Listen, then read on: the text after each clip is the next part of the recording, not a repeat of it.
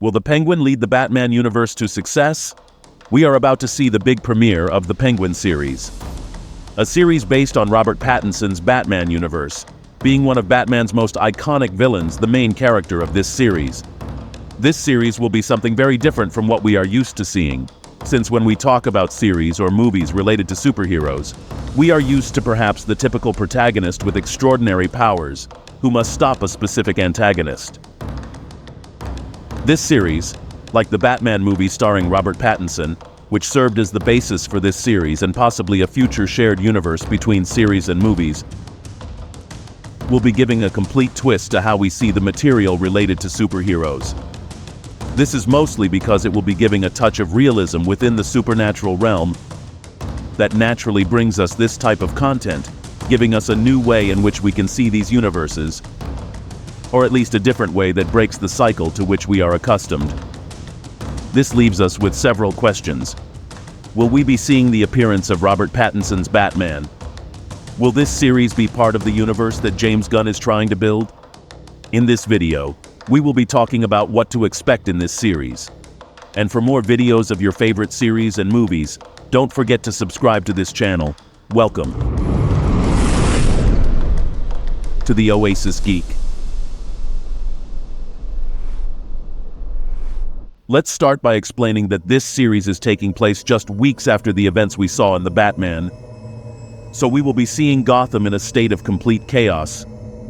A detail that will be helping immensely for our protagonist to take control in the devastated city that we were shown at the end of the movie. While we saw an inexperienced Batman losing against the Riddler, from what point exactly will we be starting in this series? Let's remember several important aspects of the movie before moving on, starting with the character named Carmine Falcone. Carmine Falcone is the powerful crime boss who secretly controls Gotham.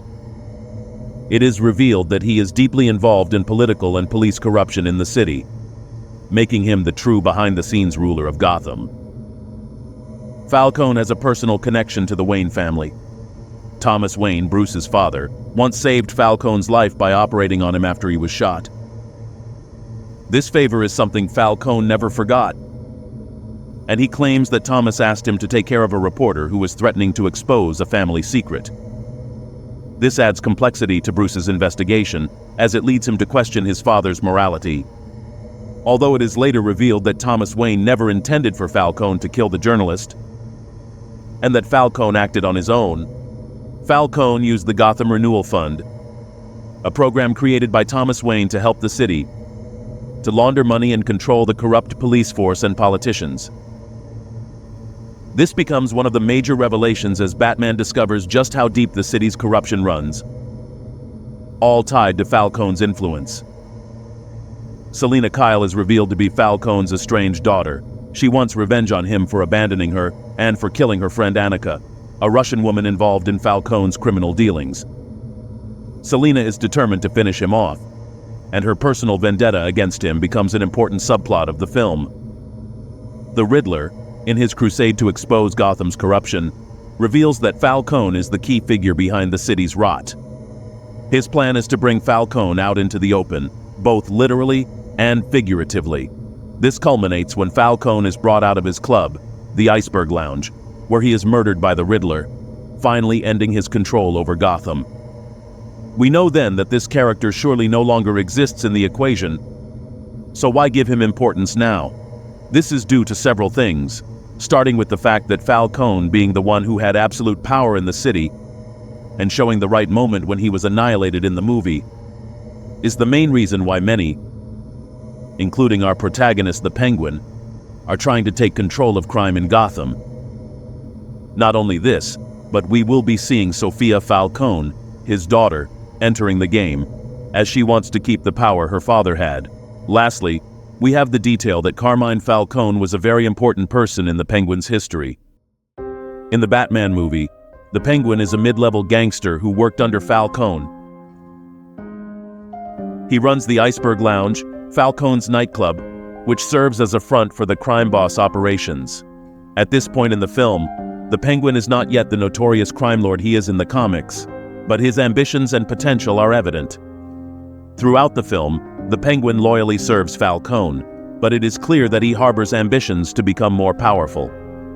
After Falcone's death, the Penguin seizes the opportunity to begin consolidating his power in Gotham's criminal underworld.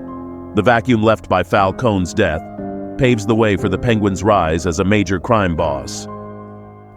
Now, what can we expect from the Penguin in this series? As I mentioned earlier, the series will take place a week after the events of Batman, a detail that will give fans a quick look at not only the state of Gotham, but also how the resulting chaos sets the stage for Oz's rise through the ranks. Many of the important figures in Gotham's organized crime world are featured in the series. And as the Penguin tries to forge his own path and survive in an ocean full of bloodthirsty sharks, we will see how all of these figures move across the board.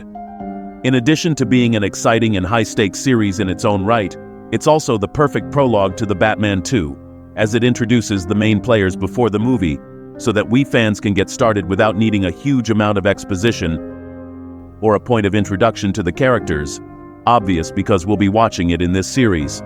That can only be a good thing, and without the need to spend so much time putting the various pieces in place. So will we have a chance to see Robert Pattinson's Batman in this series? At the end of the day, the basis of the series is the Batman movie, so it would make a lot of sense that we're seeing even a glimpse of the world's greatest detective, or at least one who is starting to become him.